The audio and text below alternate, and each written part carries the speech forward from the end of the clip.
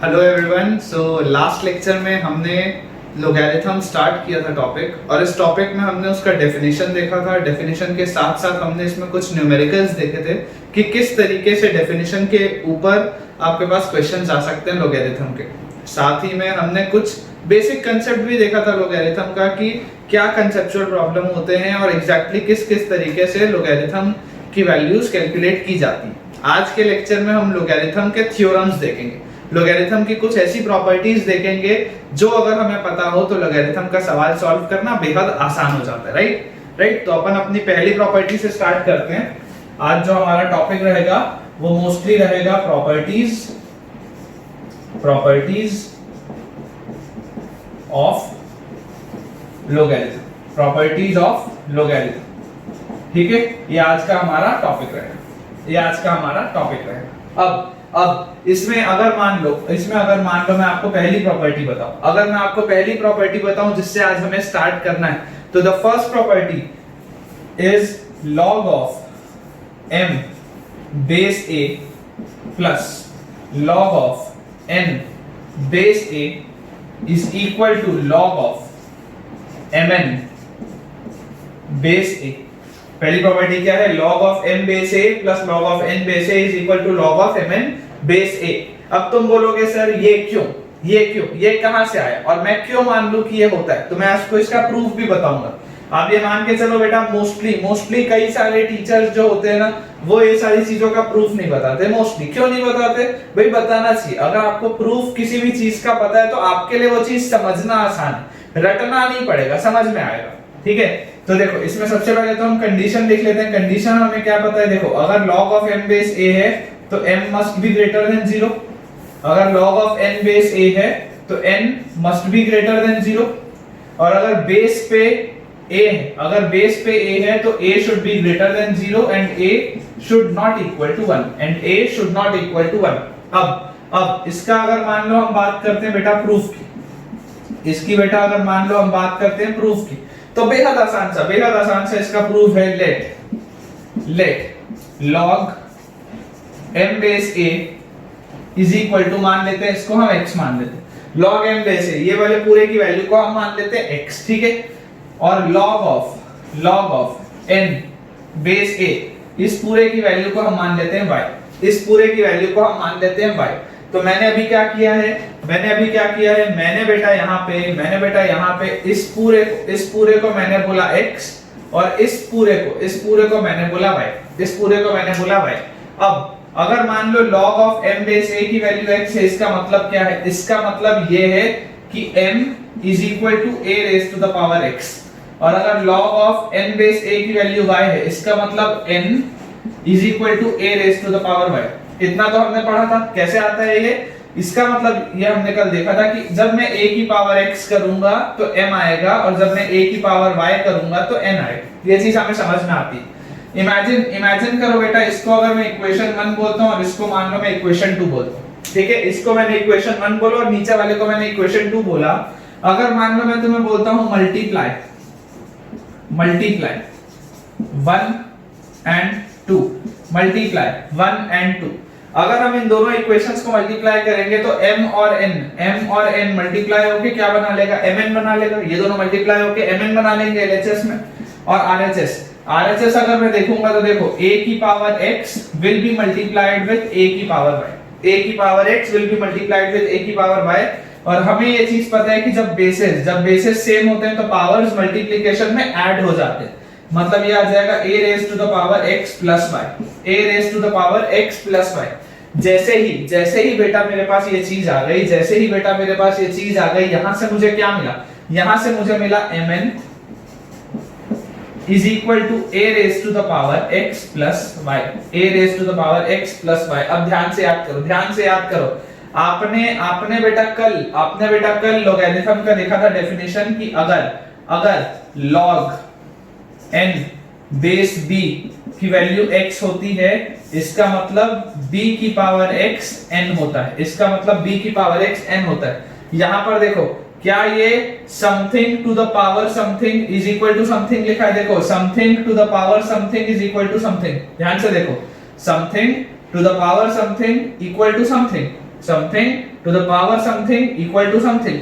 अगर मान लो मैं दोनों को रिलेट करूं या कंपेयर करूं तो यहां से बताओ मैं क्या लिख सकता हूं। यहां से बेटा मैं लिख सकता हूं कि x plus y is equal to log mn base a। x plus y is equal to log mn base a। यहां से मैं ये चीज लिख सकता हूं और जैसे ही बेटा मैंने ये चीज लिखी तो यहां से मुझे क्या मिल गया, यहां से मुझे मिल गया, देखो x मैंने क्या माना था, x मैंने माना था log m बेस a, तो ये आ गया log m base a। y मैंने क्या माना था, y बेटा मैंने माना था देखो log m base a plus log n base a is equal to, ये क्या लिखा हुआ है, ये लिखा हुआ है log mn base a, log mn base a। यहां से हमारा ये प्रूफ हो चुका है जो हमें प्रूफ करना है। अब देखो ये बहुत आसान सा प्रूफ है बेटा, बहुत आसान सा प्रूफ है। मोस्टली आपको कई सारी बुक्स में ये चीज नहीं मिलेगी, ठीक है, बहुत इजी प्रूफ है, कई सारे टीचर्स भी नहीं कराते हैं। बट देखो अगर मैं आपको बेटा बताऊं तो ये आईआईटी पॉइंट ऑफ व्यू से रिलेवेंट नहीं है, मैं मानता हूं ये रिलेवेंट नहीं है क्योंकि प्रूफ नहीं आते। लेकिन मैंने आपको कल के लेक्चर में बताया था कि मेरा पढ़ाने का जो तरीका तुमको रहेगा वो थोड़ा सा डिफरेंट रहेगा। मैं हर चीज का तुमको लॉजिक, रीजन सब कुछ बताते हुए चलूंगा, बिकॉज मैथमेटिक्स एक ऐसा सब्जेक्ट है जिसमें हर चीज का रीजन होता है ना, फॉर ग्रांटेड कुछ भी नहीं होता। मैं ऐसे नहीं पढ़ा सकता कि मैं डायरेक्टली तुमको लिख दूं कि बेटा ये प्रॉपर्टी होती है और याद कर लो, ऐसा नहीं, याद नहीं करना, हमें लॉजिक पता होना चाहिए, लॉजिक हमें पता होना चाहिए तो कंफर्टेबल लगेगा, ठीक है। तो जल्दी से इसे नोट डाउन करो, ये हमारी प्रॉपर्टी 1 थी। अब जब फर्स्ट प्रॉपर्टी हमने कर लिया भाई, अब है हमारे पास सेकंड प्रॉपर्टी। ये बोलता है log m base a minus log n base a is equal to log m by n base a। क्या बोला, log m base a minus log n base a is equal to log m by n base a। इसका भी जो proof होगा वैसा ही होगा।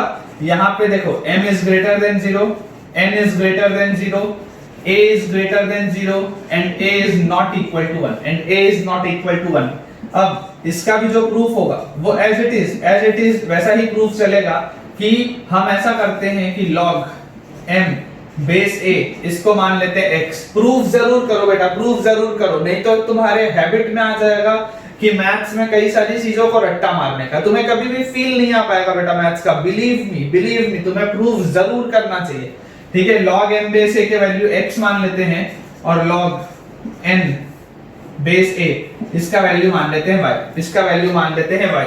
मतलब यहाँ पर भी हमने इस पूरे को x बोला है और इस पूरे को हमने बोला है y। अब यहाँ से मैं क्या लिख सकता हूँ, यहाँ से मैं लिख सकता हूँ m is equal to a raise to the power x और यहाँ से मैं बोल सकता हूँ n is equal to a raise to the power y, a raise to the power x और a raise to the power y, ये मैं यहाँ से बोल सकता हूँ। अब इमेजिन करो ये अगर पहला इक्वेशन है और ये अगर दूसरा इक्वेशन है और लास्ट वाले केस में हमने क्या किया था, हमने मल्टीप्लाई किया था इक्वेशन 1 एंड 2 को।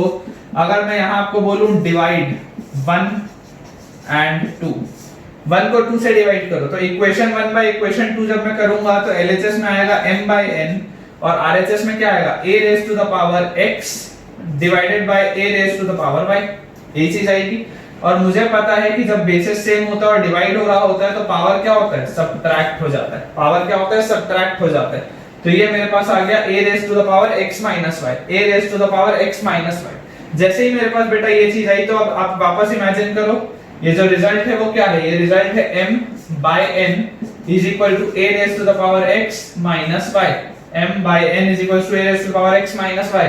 मतलब क्या है, यहां से हम बोल सकते हैं कि x minus y will be equal to log of m by n base a। x minus y will be equal to log of m by n base a, या मुझे पता है x की वैल्यू क्या है, x की value है log m base a, तो log m base a minus y की वैल्यू है log m base a, log n base a is equal to अपने पास RHS में क्या है log m by n base a, log m by n base a। ये हमारे पास था सेकंड रिजल्ट, पहला रिजल्ट था log m base a plus log n base a is equal to log of mn base a, और जो दूसरा result है वो है log of m base a minus log of n base a is equal to log of m by n base a। ठीक है, ये दो प्रॉपर्टी अभी तक हमारी हुई है, ऐसी बहुत सारी हमें प्रॉपर्टीज करनी है और उसके बाद हमें इसके कई सारे क्वेश्चंस प्रैक्टिस करने हैं। इसे जल्दी से नोट डाउन करो। ठीक है बेटा, अब दो प्रॉपर्टी के बाद थर्ड प्रॉपर्टी एक इंपॉर्टेंट प्रॉपर्टी है। थर्ड प्रॉपर्टी है log x raise to the power m base a, log x raise to the power m base a, इसकी वैल्यू होती है बेटा m log x base a। इसकी वैल्यू क्या होती है? m log x base a। अब इसका प्रूफ यहां पे भी हमको सबसे पहले तो वही चीज डिफाइन करनी पड़ेगी कि अगर x यहां पर है तो x must be greater than 0। ठीक है, और उसके बाद हमें क्या बताना पड़ेगा कि जो base a must be greater than 0 and a must not be equal to 1 अब जैसे ही हम इसे सॉल्व करेंगे, जैसे हम इसका मान लो प्रूफ करते हैं, तो देखो ध्यान से देखना बिल्कुल। यहां पर मान लो अगर मैं तुम्हें बोलूं log x बेस a, इसकी वैल्यू मान लेते हैं y, log x base a की वैल्यू मान लेते हैं अपन y। अगर log x बेस a की मैंने बेटा वैल्यू बोली y, तो मुझे यहां से ये बताओ कि x की वैल्यू क्या a raise to the power y होगी। x की वैल्यू क्या a raise to the power y होगी। अब अगर मान लो x की value a raise to the power y, अगर x की value a raise to the power y, तो इसका मतलब मुझे ये बताओ बेटा कि x raise to the power m, x raise to the power m क्या होगा? x raise to the power m क्या होगा? ये होगा a raise to the power y raise to the power m। देखो x इज इक्वल्स टू, अगर a raise to the power y था और अगर मैंने दोनों साइड पावर m कर दिया, जैसे हम दोनों साइड स्क्वायर करते हैं, जैसे हम दोनों साइड क्यूब करते हैं, वैसे ही अगर मान लो मैंने दोनों साइड पावर m कर दिया है तो ये रिजल्ट आएगा। ठीक है, अब जैसे ही मेरे पास ये रिजल्ट आया तो यहां से देखो x की पावर m की वैल्यू को क्या मैं a raise to the power ym ये बोल सकता हूं या नहीं बोल सकता? अब यहां पे देखो मेरे पास x raise to the power m की वैल्यू आ गई a raise to the power ym। ठीक, तो इसके बाद अब देखो हमें ये चीज पता है कि अगर मान लो मैं तुम्हें ये चीज बोलूं कि ये वाले पूरे टर्म को तुम बोलो इस फॉर्म का, n के फॉर्म का, और ये तुम्हारा हो गया देखो a raise to the power x is equal to n। वो जो हमने फॉर्मूला देखा था a raise to the power x is equal to n, वो होता क्या है? log n बेस से होता है ना। x की वैल्यू क्या आती है? log n बेस से आती है। उसी लॉजिक से अगर मैं ये वाले रिलेशन में तुमको बोलूं कि इस वाले पूरे के पूरे टर्म को n जैसा तुम मानो, तो मुझे ये बताओ बेटा कि अगर a raise to the power something is equal to something है तो log x raise to the power n, ये वाला term log n base a, इसकी वैल्यू क्या होनी चाहिए? इसकी वैल्यू होनी चाहिए y। बहुत ध्यान से देखो, अगर इस वाले पूरे टर्म को मैं n बोलता हूं और अगर मैं इसको a raise to the power something बोलता हूं, तो इस समथिंग की वैल्यू क्या होती है? समथिंग की वैल्यू होती है log n बेस a। इस समथिंग की वैल्यू होती है log n बेस a, और n क्या है? ये है x raise to the power n। ठीक है, x raise to the power n। तो यहां से मेरे पास ये चीज आ गई, और अब देखो which implies log x raise to the power m base a is equal to ym। तो y क्या था मेरे पास? बताओ, y था मेरे पास log x base a multiplied bye m, तो m times log x base a। m times y क्या था? y था log x बेस a, तो m times log x base a, जो मुझे प्रूफ करना था। ठीक है, ये जो m है, ये m यहाँ पे आ गया। अब इसका मतलब क्या है? इसको याद हमें कैसे रखना है? इसको याद ऐसे रखना है कि जब भी इस तरीके का नंबर लिखा होगा तो ये जो m है वो पावर से हट के आगे आ जाता है। इसके जब हम बेटा एग्जांपल्स करेंगे तो तुम्हें कई सारी चीजें समझ में आएंगी। ठीक है ना, घबराना नहीं है, बस अभी प्रॉपर्टीज लिखते चलो, उसके बाद हम इनफ हम क्वेश्चंस प्रैक्टिस करेंगे, जिससे कि ये पूरी की पूरी चीज तुम्हें बहुत अच्छे से याद हो जाएगी। जल्दी से इसे नोट डाउन करो। फोर्थ प्रॉपर्टी बेटा, अब हम करेंगे फोर्थ प्रॉपर्टी। देखो फोर्थ प्रॉपर्टी है, जैसे लास्ट वाले में क्या था? log x raise to the power m था और बेस a था। अगर मान लो log x आए और बेस में आए a raise to the power m, अगर बेस में लिखा हो a raise to the power m और नंबर है x, तो इसकी वैल्यू होती है 1/m log x base a। इसकी वैल्यू क्या होती है 1/m log x base a। यहाँ पे भी आप चीजें डिफाइन कर सकते हैं कि x should be greater than 0 और base a should be greater than 0 and base a should not be equal to 1 and base a should not be equal to 1। साथ ही में हमें बेटा एक चीज यहाँ पे और डिफाइन करनी पड़ेगी कि m must not be equal to 0, क्योंकि अगर m 0 हुआ तो a की पावर 0 क्या हो जाएगा 1 हो जाएगा, बेस 1 आ जाएगा तो नॉट डिफाइंड हो जाएगा। साथ ही में अगर m को मैं 0 रख दूंगा तो ये इनफाइनाइट हो जाएगा, ये नॉट डिफाइंड हो जाएगा, 1/0 मतलब नॉट डिफाइंड हो जाएगा। ठीक है, तो ये वाली चीज हमारे पास आ गई। अब इसका अगर हम मान लो बेटा देखते हैं प्रूफ, इसका बेटा अगर मान लो हम देखते हैं प्रूफ, तो इसका भी प्रूफ बहुत आसान सा है, बहुत आसान सा है। log x base a raise to the power m, इस पूरे को मान लेते हैं y, इस पूरे को मान लेते हैं y। तो यहां से x की वैल्यू बोलो कितनी आ जाएगी, x will be equal to a raise to the power m to the power y which is equal to a raise to the power my, a raise to the power my। x की value आ गई बेटा a raise to the power my। ठीक है, तो यहां से देखो x raise to the power 1/m, x raise to the power 1/m, इसकी वैल्यू क्या मैं बोल सकता हूं a raise to the power y होगी, x raise to the power 1/m। Imagine करो कि मैं इस साइड भी पावर 1/m ले लूं और इस साइड भी पावर 1/m ले लूं, तो m से m कट जाएगा तो ये चीज बचेगी, ये चीज मेरे पास बचेगी। अब बहुत ध्यान से बेटा देखो कि x raise to the power something is equal to something लिखा हुआ है, x raise to the power something is equal to something लिखा हुआ है। तो मुझे बताओ क्या होता है log, देखो यहाँ पे आप ऐसे समझो कि ये वाली जो पूरी चीज, इस पूरी चीज को मैं मान लेता हूं n, इस पूरी चीज को मैं मान लेता हूं n। ठीक है, तो a raise to the power something is equal to something है, a raise to the power something is equal to something है। तो यहां से मुझे बताओ कि log n which is equal to x raised to the power 1/n log n base a, इसकी value क्या y होनी चाहिए, इसकी वैल्यू क्या y होनी चाहिए। और अभी बेटा पिछले वाले रिजल्ट में हमने क्या देखा था, पिछले वाले रिजल्ट में हमने बेटा ये देखा था कि जब भी इस तरीके से चीज पावर में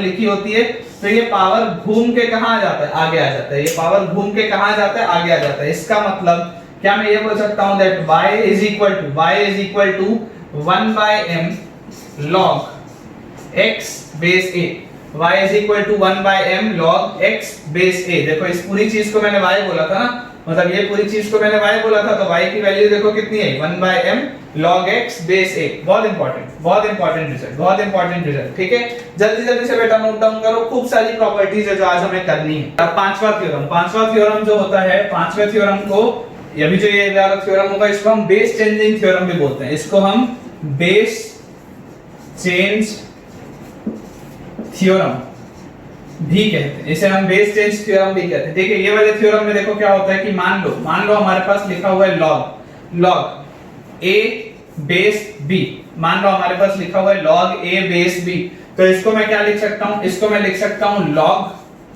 a base c by log b base c। देखो log a बेस b को मैंने लिख लिया log a base c divided by log b base c। देखो यहाँ दोनों में मैंने बेस चेंज कर दिया, इस यहाँ पे दोनों में मैंने बेस चेंज कर दिया। अब इसका भी प्रूफ, यहाँ पे भी आप सारी चीजें डिफाइन कर लेना कि a 0 से बड़ा होना चाहिए, b 0 से बड़ा होना चाहिए, और उसके बाद b जो है वो 1 के इक्वल नहीं हो सकता, और जो c है वो 0 से बड़ा होना चाहिए, और c भी जो है वो 1 के इक्वल नहीं हो सकता। ठीक है, प्रूफ, इसका भी हम प्रूफ देखेंगे, बढ़िया प्रूफ है इसका भी। देखो log a base c, let log a base c, इसको मान लेते हैं हम x, इसको मान लेते हैं हम x। ठीक है, और log b बेस c, इसको मान लेते हैं हम y, log b base c को हम मान लेते हैं y। अब अगर ये वाली चीज x है तो मुझे बेटा ये बताओ कि क्या a which implies a is equals to c raised to the power x, हाँ या नहीं। ठीक है, और यहाँ पे से अगर मैं करूंगा this implies b is equals to c raised to the power y, b is equals to c raised to the power y। अब आप बहुत बेटा ध्यान से देखो, आप बहुत ध्यान से देखो कि अगर मैं आपको यहाँ पे बोलता हूँ कि ये वाले रिलेशन से क्या मैं ऐसा बोल सकता हूँ कि b raise to the power 1 upon y will be equal to c, कैसे? मैंने दोनों साइड मान लो पावर 1 बाय y कर दिया, तो ये वाला y और 1 बाय y कट जाएगा और इस साइड वाला 1 बाय y बच जाएगा, तो यहाँ पे c बस बचा। ठीक है, अब देखो यहाँ पे c की वैल्यू कितनी है? c की वैल्यू है b raise to the power 1 by y। अगर मैं इसको उठाकर यहाँ पुट कर दूं, तो देखो a की वैल्यू कितनी है? a will be equal to c raise to the power x है ना, और c क्या है ये? तो b raise to the power 1 by y raise to the power x, तो यहां से आ गया a is equal to b raise to the power x upon y, b raise to the power x upon y।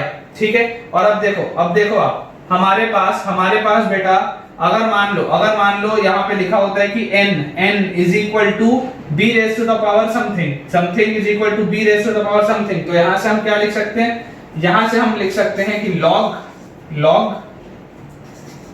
n base b, log a base b, इसकी value बोलो कितनी आनी चाहिए? जो बेसिक डेफिनेशन है उसके हिसाब से x बाय y किसके बराबर होना चाहिए? log a बेस b के। x बाय y किसके बराबर होना चाहिए? log a बेस b के। और ओरिजिनली x था क्या? ओरिजिनली x मैंने माना था log a base c upon originally y मैंने क्या माना था? y मैंने माना था log b बेस c। तो देखो जो लेके आना था वो आ गया। log a बेस b की वैल्यू कितनी है? log a base c divided by log b base c, base change theorem. ठीक है बेटा, अब देखो बेस चेंज थ्योरम का एक बहुत बढ़िया रिजल्ट है। अगर मान लो मेरे पास लिखा हो log a बेस b, और अगर मान लो मैं आपको बोलता हूं यहां पे convert this with base a, मान लो अगर मैं आपको बोलता हूं convert this with base a, कि आप इसमें बेस a लेके आओ, तो आप इसको क्या लिख सकते हो कि log a base b is equal to log a base a divided by log b base a। जैसे हमने लास्ट वाले केस में किया था, तब वहां पे हमने बेस c रखना था, तो यहाँ पे दोनों जगह पे c था, है ना? बाकी तो वैसे ही। तो अगर मान लो मुझे बेस a रखना है, तो यहाँ पे मैं इसको ऐसे लिख सकता हूँ, राइट? और मुझे क्या पता है पिछले लेक्चर से बेटा, मुझे पता है कि log a बेस a क्या होता है? log a बेस a की वैल्यू होती है 1, और यहाँ पे नीचे क्या लिखा हुआ है? log b base a। नीचे देखो क्या लिखा हुआ है? log b base a। इसका मतलब क्या है कि जब भी हम रेसिप्रोकल करते हैं तो नंबर और बेस क्या हो जाता है? देखो इंटरचेंज हो जाता है। जब भी हम रेसिप्रोकल करते हैं नंबर और बेस इंटरचेंज हो जाता है। तो note on taking reciprocal the number and base gets interchanged on taking reciprocal the number and base gets interchanged। ठीक है, इस तरीके से। और इसी मेथड पे एक बहुत इंपॉर्टेंट रिजल्ट आता है बेटा। और इसी मेथड पे एक बहुत इंपॉर्टेंट रिजल्ट आता है, और उसको बोला जाता है चेन रूल। इसको बोला जाता है चेन रूल। ठीक है, बहुत एक इंपॉर्टेंट रिजल्ट। देखो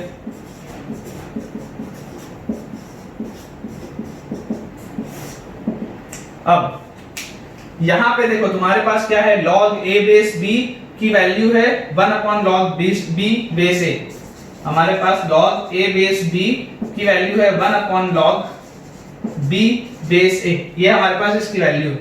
क्या मुझे ये बताओ, जब ये वाले डिनोमिनेटर को मैं यहां ले जाऊंगा तो क्या ये पूरी चीज इससे मल्टीप्लाई हो जाएगी? तो मेरे पास क्या आ जाएगा? बोलो log a बेस b, ये वाला टर्म मल्टीप्लाइड बाय क्या आ जाएगा यहाँ पे मेरे पास आ जाएगा log b बेस a, और इज इक्वल टू आएगा 1। अब ये बेस चेंज है कैसा और ये चेन रूल है कैसा? ध्यान से देखो। डायगोनल एलिमेंट देखना है बेटा। डायगोनल एलिमेंट देखो, तुम a से b में गए, देखो a से b में गए और b के डायगोनल में देखो, अगर तो b के डायगोनल में भी वही है तो b से डायगोनल देखो b, देखो b के डायगोनल देखो b, देखो और a से b में गए और फिर b से a में आए, a से b में गए और फिर b से a में आए, तो इसका नेट जो रिजल्ट होता है, इसका जो नेट रिजल्ट होता है वो होता है log a base a, log a base a। ध्यान से देखो, वापस बोल रहा हूं, a से b में गए और फिर b से a में आए, a से b में गए और फिर b से a में आए, तो इसका एग्जैक्टली मतलब क्या होता है कि तुम डायरेक्टली a से a में गए।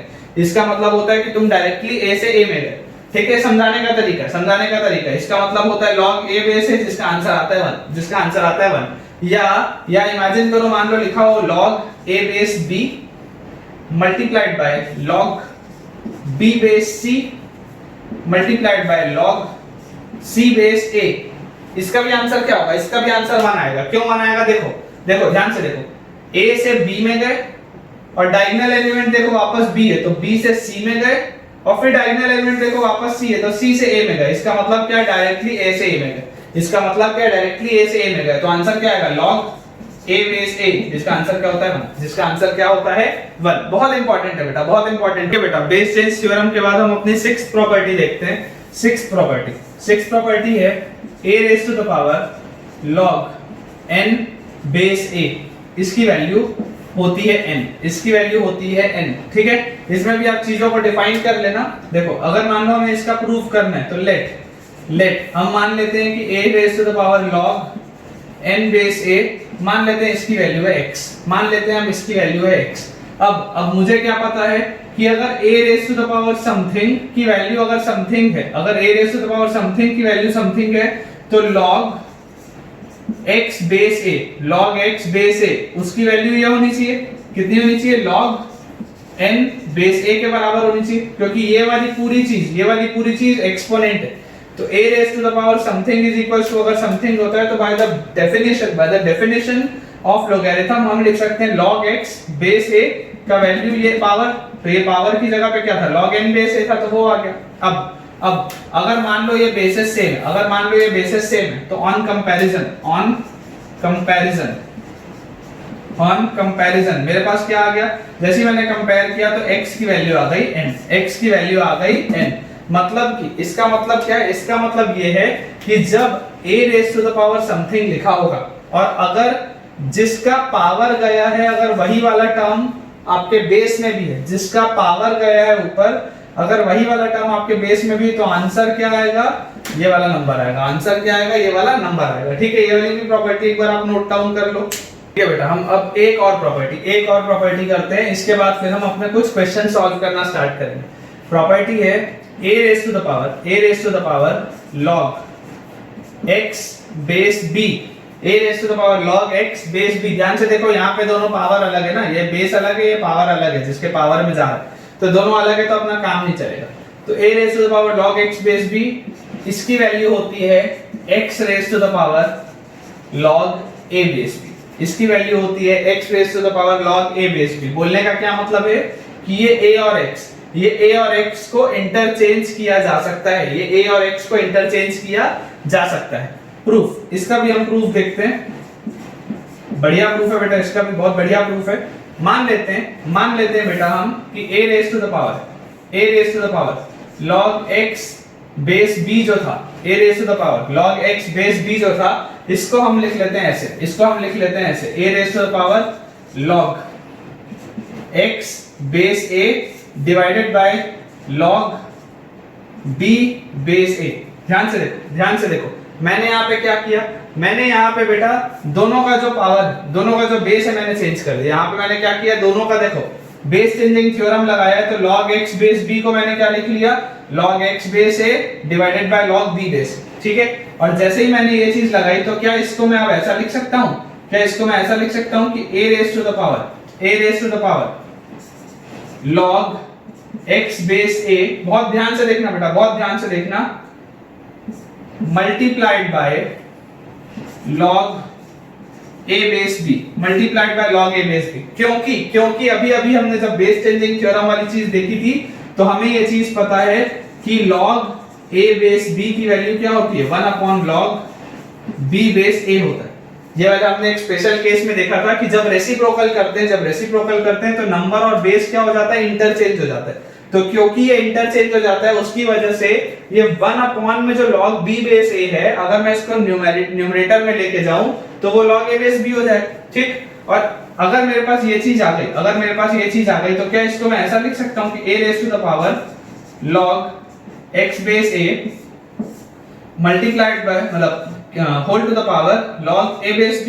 एक ही बात है, मल्टीप्लाई में ही हो रहा है, ऐसे भी मल्टीप्लाई में हो रहा है। लेकिन अभी जस्ट जो पिछला वाला हमारा प्रॉपर्टी था उसमें क्या बोलता था कि अगर ये वाला नंबर और ये वाला बेस, अगर ये वाला नंबर और ये वाला बेस दोनों सेम होता है तो आंसर क्या आता है, आंसर आता है ये x, जो नंबर यहां लिखा होता है।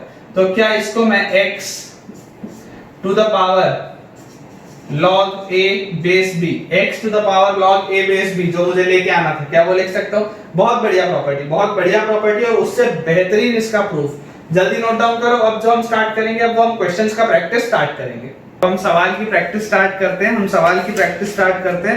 मैं आपको पहला सवाल लिखा हूं, फर्स्ट क्वेश्चन नंबर 1 में बेटा हमारे पास दिया हुआ है फाइंड द वैल्यू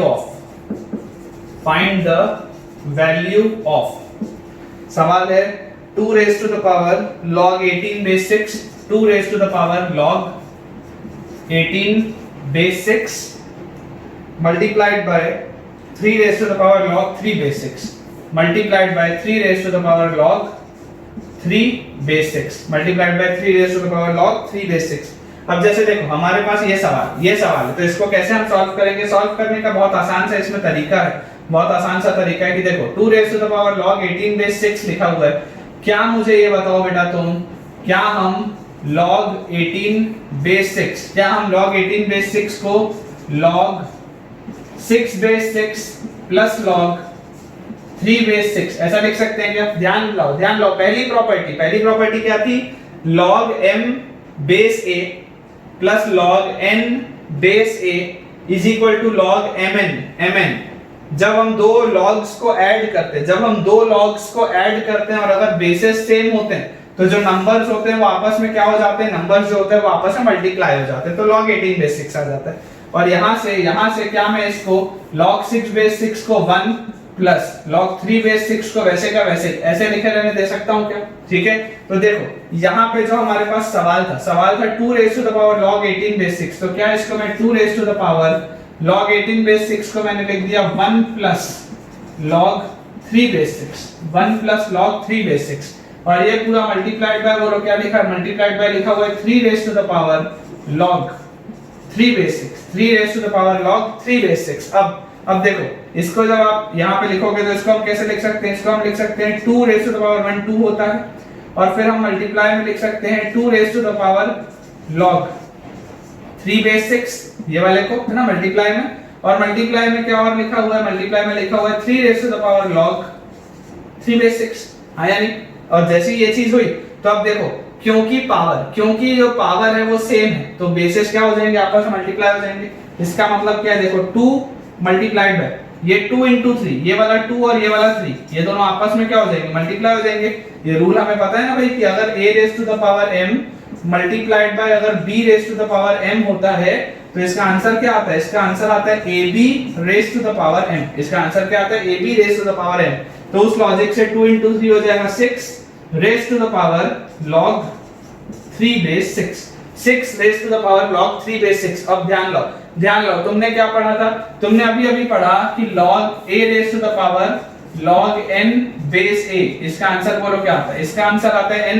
तो वैसे देखो 6 raise to the power log 3 base 6, ये 6 और 6 सेम है तो आंसर क्या आएगा इसका आंसर आएगा 3। तो मेरे पास फाइनल आंसर क्या आया, 2 multiplied by 3 which is equal to 6। जल्दी से नोट डाउन करो। अगला सवाल दूसरा सवाल हमारे पास यहाँ पे लिखा हुआ है find the solution of the equation log x square base 2 is equal to 4। log x square base 2 is equal to 4, इसका हमें सॉल्यूशन बताना। तो यहाँ से देखो, यहाँ से अगर बेटा मुझे इसका सॉल्यूशन बताना है तो इसको मैं क्या लिख सकता हूँ। अब इसको लिखने के दो तरीके मैं तुम्हें दोनों बताता हूँ। या तो मैं डायरेक्टली यहाँ से लिख सकता हूँ कि x square is equal to 2 raise to the power 4, x square is equal to 2 raise to the power 4, और यहां से बताओ मेरे पास क्या आ जाएगा, इसका मतलब है x square is equal to 16 और x is equal to plus minus root over 16, which means x is equal to plus minus 4। ये प्लस माइनस क्यों लगता है, आई होप आपको सबको पता होगा, आपने 10th में क्वाड्रेटिक इक्वेशन पढ़ा है। तो x की वैल्यू आ जाएगी प्लस माइनस रूट 16 और x की वैल्यू आ गई प्लस माइनस 4, ठीक है। अब जब भी हमारे पास आंसर आता है, हमें सबसे पहले उसे डायरेक्टली वापस से सवाल में पुट करके देखना होता है। इसे हमें डायरेक्टली सवाल में वापस से पुट करके देखना होता है। तो जब आप इसको बेटा सवाल में पुट करके देखोगे तो देखो x is equal to plus minus 4 अगर आपने लिखा है, अगर आपने x is equal to plus minus 4 लिखा है, तो क्या यहाँ पे प्लस 4 रखा जा सकता है, क्या रखा जा सकता है, कोई दिक्कत नहीं, क्योंकि 4 का स्क्वायर होगा तो 16 आ जाएगा। क्या यहाँ पे x की जगह माइनस 4 रखा जा सकता है, क्या रखा इसलिए जा सकता है क्योंकि माइनस 4 के बाद भी स्क्वायर ऊपर लगा हुआ है। ओरिजिनल क्वेश्चन में x स्क्वायर है, x नहीं। लेकिन मजा तब आएगा अगर मान लो कोई बच्चा इसको बोले कि सर आपने बोला log of x square base 2 is equal to 4 है, log of x square base 2 is equal to 4 है, और सर आपने ये मुझे प्रॉपर्टी बताई थी कि अगर log of x raise to the power m base a होता है तो उसका आंसर आता है m times log x base a। Sir आपने ये बोला था कि m जो होगा वो घूम के आगे आ जाएगा, ठीक है भाई, मैंने बोला था, मानते हैं इस बात को। तो क्या इसको मैं 2 को घुमा के आगे ले आऊं, और अगर मान लो मैं लिखूं 2 times log of x base 2 is equal to 4, 2 times log of x base 2 is equal to 4, और यहां से मैं लिखूं कि ये वाला 2 और ये वाला 4 कैंसिल आउट होकर 2 बचाएगा, तो मेरे पास log ऑफ x बेस 2 का आंसर आया 2, और यहां से x का मेरे पास आंसर आया 2 स्क्वायर मतलब 4, x का आंसर आया मेरे पास 2 स्क्वायर मतलब 4। तो यहां से देखो, यहां से x का सिर्फ एक आंसर आया, यहां से x का सिर्फ एक आंसर आया, लेकिन ओरिजिनल अगर मैं यहां से करता हूं तो x के मेरे पास 2 आंसर आते हैं। तो बताओ भाई कौन सा ज्यादा सही।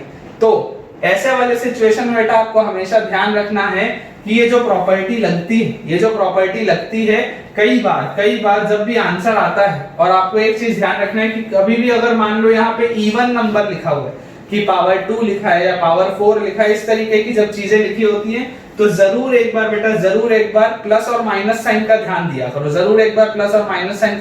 करो, क्योंकि जब आपने यहाँ पे ये चीज करी तो आपने एक रूट मिस कर दिया। यहाँ पे जब आपने ये चीज करी तो आपने एक रूट मिस कर दिया, नहीं तो कायदे से। अच्छा एक चीज और, मान लो अगर तुम बोलो सर यहाँ पे अगर मैं x की वैल्यू -4 लूंगा तो ये तो सेटिस्फाई करेगा ही। कई बच्चे ये भी बोल सकते हैं कि सर अगर मैं यहाँ पे x की वैल्यू को -4 लूंगा तो ये वाली चीज तो नहीं सेटिस्फाई करेगी, क्योंकि यहाँ पर तो x जो है वो नंबर है। लेकिन मेरे भाई ओरिजिनल सवाल हमें देखना है, हमें कभी भी बीच का स्टेप नहीं देखना है, क्योंकि बीच के स्टेप में तो आपने प्रॉपर्टीज लगाई है।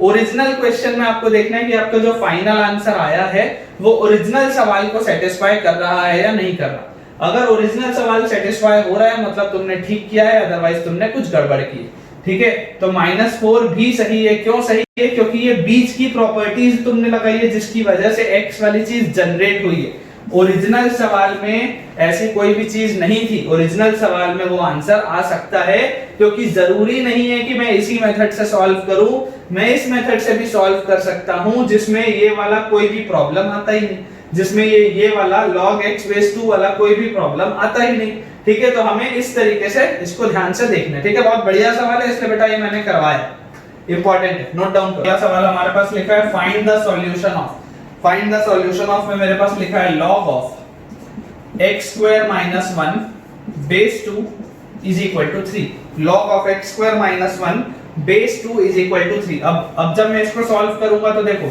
2 रेज़ टू द पावर 3 की वैल्यू क्या होनी चाहिए, x square -1, which means x square -1 is equal to 2 raise to the power 3 जो कि होता है 8। तो यहां से आ गया x स्क्वायर की value 8 + 1 which is equal to 9। तो यहां से x की वैल्यू मेरे पास आ गई ±√9 which is equal to ±3। x की वैल्यू मेरे पास क्या आई, +-3। अब बेटा आपको एक चीज वापस मैं बोल रहा हूं, ध्यान रखनी है, ऐसा नहीं कि x की नेगेटिव वैल्यू हमेशा रिजेक्ट हो जाएगी, ऐसा नहीं है। आपको ये देखना है कि अगर मान लो मैं यहाँ पर x रखूं ओरिजिनल क्वेश्चन में तो सेटिस्फाई हो रहा है या नहीं हो रहा। अगर मैं x की वैल्यू यहाँ पर 3 रखता हूं तो 3 स्क्वायर आएगा 9, 9 - 1 आएगा 8, सेटिस्फाई हो रहा है। और अगर मैं x की वैल्यू -3 रखूं तो -3 का भी स्क्वायर आएगा 9, 9 - 1 होगा 8 और अभी भी सेटिस्फाई हो रहा है। तो ये दोनों ही आंसर है, ये दोनों ही आंसर हैं। अगला हमारे पास लिखा हुआ है log of x + 1 base 2 plus log of x - 1 base 2 is equal to 3। ये हमारे पास सवाल है। ओरिजिनल क्वेश्चन ध्यान देना, ये ओरिजिनल क्वेश्चन। अब अगर मैं प्रॉपर्टी की बात करूं तो log m base a plus log n base a अगर मान लो लिखा हो तो इसका मतलब होता है log mn, ये दोनों आपस में मल्टीप्लाई हो जाएंगे और बेस a, और इसकी वैल्यू लिखी हुई है 3। और जैसे ये मैंने लिख लिया तो ये 2 की पावर 3 इसके बराबर होना चाहिए। तो x + 1 * x - 1 कितना होगा? a + b * a - b is a² - b²। और यहां से मेरे पास आ गया 2⁻³ is 8। तो यहां से बेटा बताओ क्या आया? x² की वैल्यू आई 9, x की value I ±√9, therefore x is equal to ±3, x is equal to ±3। लेकिन ये दोनों सवाल में डिफरेंस क्या है? दोनों सवाल में बेटा डिफरेंस ये है कि यहाँ पर x² था तो प्लस माइनस से फर्क नहीं पड़ रहा था, लेकिन यहाँ पर ओरिजिनल सवाल में देखो x + 1 अलग है और ये वाला x - 1 अलग है। तो जब बेटा x की वैल्यू में यहाँ 3 रखूंगा तो यहाँ चलेगा, x की वैल्यू 3 रखूंगा तो यहाँ भी चलेगा, दिक्कत नहीं है। लेकिन जब मैंने x की वैल्यू -3 रखी तो -3 + 1 कितना आ गया? नंबर की जगह पे -2। और मुझे पता है कि नंबर पॉजिटिव ही होना चाहिए। जैसे मैं यहाँ -3 रखूंगा तो -3 - 1 -4, नंबर यहाँ भी नेगेटिव हो गया। तो इस सिचुएशन में x is equal to 3 accepted, x is equal to -3 rejected, x is equal to -3 rejected. बहुत आपको ध्यान से देखना है कि ओरिजिनल सवाल क्या था। ओरिजिनल सवाल में हमें अपना हमेशा आंसर पुट करके देखना होता है, ठीक है? नोट डाउन करो, ठीक है बेटा। नेक्स्ट क्वेश्चन हम देखते हैं। नेक्स्ट क्वेश्चन में हमारे पास लिखा हुआ है 2⁻³ log x² base 2 -3x - 4 is equal to 0। इसका हमें क्या बताना है? इसका हमें सॉल्यूशन बताना है। तो हमें ये पता है कि जब ये वाला नंबर और ये वाला बेस सेम होता है, ये दोनों जब सेम होता है तो इसका आंसर आता है x² -3x - 4 is equal to 0। ये इसका आंसर आता है। और यहां से देखो मुझे पता चल रहा है कि ये क्योंकि ये क्वाड्रेटिक है, तो क्वाड्रेटिक को सॉल्व करेंगे स्प्लिटिंग द मिडिल टर्म से। तो x² -4x + x -3x हो गया और -4 is equal to 0। तो यहां से x आया कॉमन, x - 4 + 1 आया common, x - 4 is equal to 0। तो यहां से बेटा x - 4 आया कॉमन और ब्रैकेट में अंदर बचा x + 1 is equal to 0। तो यहां से x की वैल्यू आई 4, -1, x की वैल्यू आई 4, -1। अब देखो जब तुम यहां पर ओरिजिनल सवाल में 4 रखते हो, यहां पे जब ओरिजिनल सवाल में 4 रखते हो तो कोई फर्क नहीं पड़ता, दिक्कत नहीं है कोई भी, क्योंकि यहाँ x² है। और यहाँ पर देखो जब तुम इसमें -1 भी रखोगे तब भी कोई भी दिक्कत नहीं है, क्योंकि यहाँ पर भी क्या है? यहाँ पर भी x² है। तो इसमें दोनों के दोनों आंसर सेटिस्फाइड है। लेकिन अगले सवाल में हम देखते हैं क्या लिखा हुआ है। 4⁻³ log x base 2 -3x - 4 is equal to 0। -3x - 4 is equal to 0। अब बेटा अगर मान लो मेरे पास ये सवाल है तो इस सवाल को हम कैसे सॉल्व कर सकते हैं? अगर मान लो मेरे पास ये सवाल होता तो इस सवाल को देखो सॉल्व करने के लिए काफी सारी हमें प्रॉपर्टीज लगानी पड़ेंगी। सबसे पहले देखो इसको मैं क्या लिख सकता हूँ? 4 को मैं लिख सकता हूँ 2² और इसके पावर में है log x base 2 -3x - 4 is equal to 0, ऐसा लिख सकते हैं, ठीक है? क्योंकि कोई इसमें दिक्कत नहीं, 2² 4 है और ऊपर पावर में log x base 2। अब मुझे पता है कि जब a raised to the power m to the power n होता है तो उसका मतलब होता है a raised to the power mn। इसका मतलब यहां से मैं क्या लिख सकता हूं? इसका मतलब है 2 raised to the power 2 log x base 2 -3x - 4 is equal to 0। इसका मतलब ये। अब बेटा बहुत ध्यान से समझना जो मैं तुमको चीज बता रहा हूं। अगर log x raised to the power m base a की value m times log x base a था जिसमें ये m घूम के आगे आ जाता था, इसका मतलब क्या मैं ये भी बोल सकता हूं कि अगर m times log x base a लिखा होगा, अगर m times log x base a लिखा होगा तो इस m को मैं घुमा के x के ऊपर लेके जा सकता हूं। दोनों तरफ से हो सकता है ना। अगर ये वाला जो x के ऊपर वाला m है अगर ये घूम के आगे आ सकता है तो अगर ये आगे लिखा होगा तो घूम के ऊपर भी तो जा सकता है। उसी लॉजिक से अगर ये 2 यहाँ पे log के आगे लगा हुआ है तो ये घूम के इसके ऊपर भी तो जा सकता है। तो यहां से देखो अगर मान लो इसको मैं लिख लूं 2 raise to the power log x square base 2, 2 raise to the power log x square base 2 minus 3x minus 4 is equal to 0। बहुत बढ़िया सवाल है बेटा, बहुत सारा इसमें कंसेप्ट लगा है, ठीक है, बहुत सारा इसमें कंसेप्ट लगा है। अब अगर मान लो मेरे पास ये चीज है, अगर मान लो बेटा मेरे पास ये चीज है, तो अब देखो दिख रहा है अगर यहाँ पे 2 है और यहाँ पे 2 है तो इसका आंसर आता है ये जो नंबर लिखा होता है x square minus 3x minus 4 is equal to 0। देखो यहाँ पर भी बेटा वही क्वाड्रेटिक बना जो क्वाड्रेटिक सॉल्व होके आया था, मतलब फाइनल आंसर इसका भी कितना आएगा 4 माइनस 1। फाइनल आंसर इसका भी कितना आएगा 4 माइनस 1। लेकिन हमें ये देखना है कि ओरिजिनल सवाल में लॉग किसका लिया गया, x का लिया गया। यहाँ पे ओरिजिनल सवाल में लॉग किसका लिया गया था, x स्क्वायर का, लेकिन यहाँ पे ओरिजिनल सवाल में लॉग x का लिया गया है तो x नेगेटिव नहीं हो सकता, इस वजह से ये -1 रिजेक्ट होगा और ये 4 एक्सेप्ट होगा, ये 4 एक्सेप्ट होगा। बहुत बढ़िया सवाल है और ये वाला स्टेप, खास करके ये वाला स्टेप बहुत इंपॉर्टेंट, वेरी इंपॉर्टेंट है ना। ये सब विद प्रैक्टिस आ जाएगा बेटा, सब कुछ विद प्रैक्टिस आएगा। हमें ढेरों सवाल करने, ढेरों सवाल हमें करने और उससे ये चीज आपकी बहुत स्ट्रांग हो जाएगी, ये मेरी गारंटी, ठीक है। जल्दी से इसका नोट डाउन करो, ठीक है बेटा। अब देखो हमारे पास कुछ सवाल लिखे हुए हैं। पहला सवाल हमें बोल रहा है log 3 base 2 plus log 4 base 3 plus log 5 base log 3 base 2 multiplied bye log 4 base 3 multiplied by log 5 base 4 and so on up two multiplied by log n plus 1 base n। और अगर इसकी वैल्यू 10 है तो हमें n की value बतानी है, हमें n की वैल्यू बतानी है। तो बहुत आसान सा सवाल है, बहुत आसान सा सवाल है।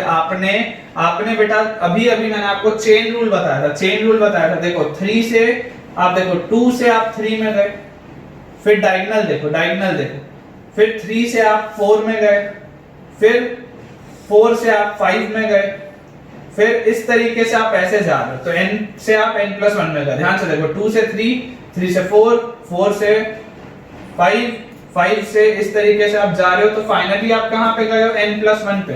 तो क्या इसको मैं डायरेक्टली ऐसा लिख सकता हूं कि आप 2 से n प्लस 1 पे गए हो, आप 2 से n प्लस 1 पे गए हो, आप 2 से n प्लस 1 पे गए हो।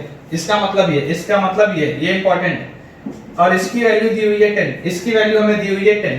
तो इसका मतलब क्या है कि 2 raise to the power 10, 2 raise to the power 10 will be equal to n plus 1, will be equal to n plus 1, which implies बताओ 2 रेज़ टू द पावर 10 क्या होता है, 2 रेज़ टू द पावर 10 होता है 1024 is equal to n plus 1, जिसका मतलब ये है कि n की वैल्यू आएगी 1023, n की वैल्यू कितनी आ जाएगी 1023। अगला सवाल अभी हमने एक प्रॉपर्टी बेटा देखी थी। देखो यहाँ आपको लिखा हुआ है 3 raise to the power log 4 base 5 minus 4 raise to the power log 3 base 5। Property हमने क्या देखी थी कि a raise to the power log x base b is equal to x raise to the power log a base b। ये हमने अभी property prove किया था, ठीक है। तो 3 raise to the power log 4 base 5 जो लिखा हुआ है, क्या इसमें ये 3 और 4 को मैं इंटरचेंज करूं?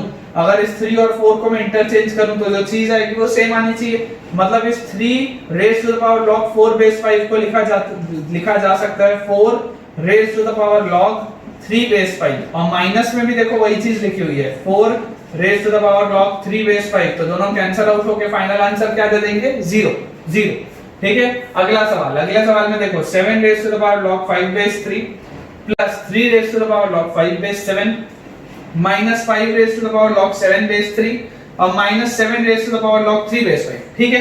तो देखो यहाँ पे क्या ये 7 और 5 इंटरचेंज हो सकता है आपस में, बिल्कुल हो सकता है। तो इसको मैं क्या लिख सकता हूँ 5 raise to the power log 7 base 3 और ये वाला देखो जो लिखा हुआ है 5 raise to the power log 7 base 3, क्या ये प्लस और ये वाला माइनस वाला कट जाएगा। और 3 raise to the power log 7 base 5 जो लिखा हुआ है, क्या इसको मैं 7 raise to the power log 3 base 5 लिख सकता हूं। तो क्या ये 7 raise to the power log 3 base 5 और ये वाला दोनों कट जाएगा, तो इसका भी फाइनल आंसर क्या आएगा 0। और एक और सवाल देखो यहाँ पे लिखा हुआ है log 11 raise to the power log 1331 base 11 और फाइनली बेस 11। ये मेरे पास सवाल है। तो इसमें मुझे क्या पता है, मुझे ये पता है कि log of x raise to the power m base a का मतलब होता है m times log x base a। इसका मतलब होता है m times log x base a, जिसमें ये m घूम के आगे आ जाता है।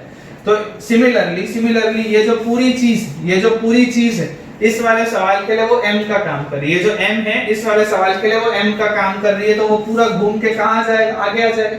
और अगर ये पूरा घूम के आगे आ जाएगा, इसका मतलब ये लिखा हुआ है log 1331 बेस 11, ये m है जो घूम के आगे आया, टाइम्स log 11 बेस 11। तो log 11 बेस 11 तो क्या होता है, 1 होता है। और log 1331 बेस 11 इसकी वैल्यू क्या कितनी होती है, 3 होती है। क्यों? क्योंकि 11 का क्यूब इज 1331। ठीक है। आई होप बेटा तुमको ये पूरा का पूरा अभी तक का समझ में आया होगा। इसे जल्दी से नोट डाउन करके रखो, कुछ हमें सवाल और बनाने हैं, जल्दी से नोट डाउन करो।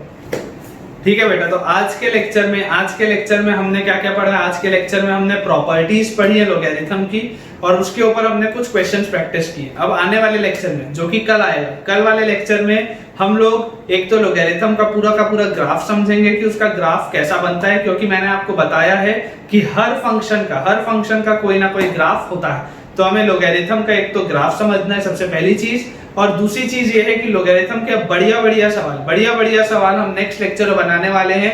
तो अगला लेक्चर किसी भी बच्चे को मिस नहीं करना है। और कमेंट बॉक्स में जरूर आप बताओ कि आपको आज का लेक्चर कैसा लगा। अगर आपको कोई डाउट है या कोई क्वेश्चन है तब भी आप कमेंट बॉक्स में पूछ सकते हैं। और अगर आपको ये वीडियो पसंद आया है तो इसे अपने दोस्तों से शेयर करना ना भूलें, साथ ही वीडियो को लाइक करना ना भूलें। Thank you.